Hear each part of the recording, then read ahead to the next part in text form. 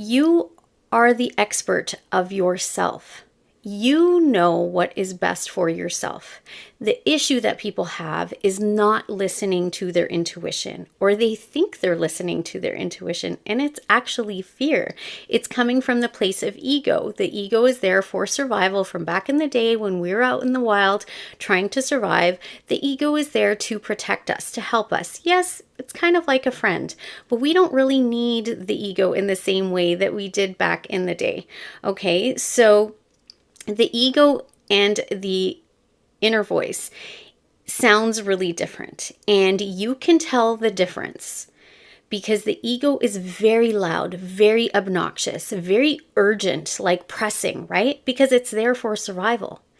The intuition is really soft and subtle, gentle, more quiet. So listening to your own intuition, this is kind of like a muscle that we have to build. It takes practice. How do you practice listening to your intuition, right? This means you're going to go within more. You're going to silence, the chatter in your brain. You're going to work on some of your ego issues that you might have. And when I say that, I'm talking about fears, right? Fears, insecurities, past traumas, old belief systems, things like that. And you're going to spend more time whenever something comes up and you're trying to figure it out.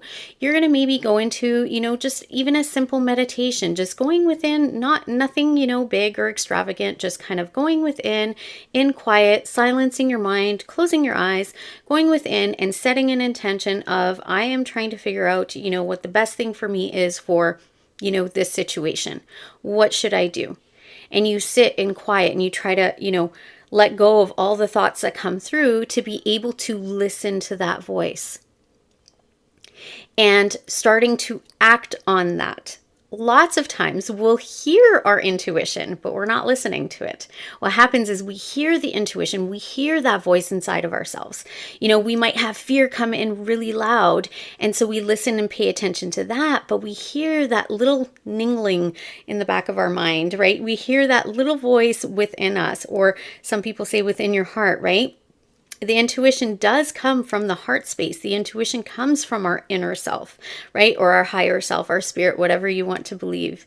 And when we hear the intuition, right, we hear it because we all have this ability. We all have an inner knowing, so we hear it. But the issue is that we don't listen to it, meaning we don't act upon it. A lot of times we will act on our fears.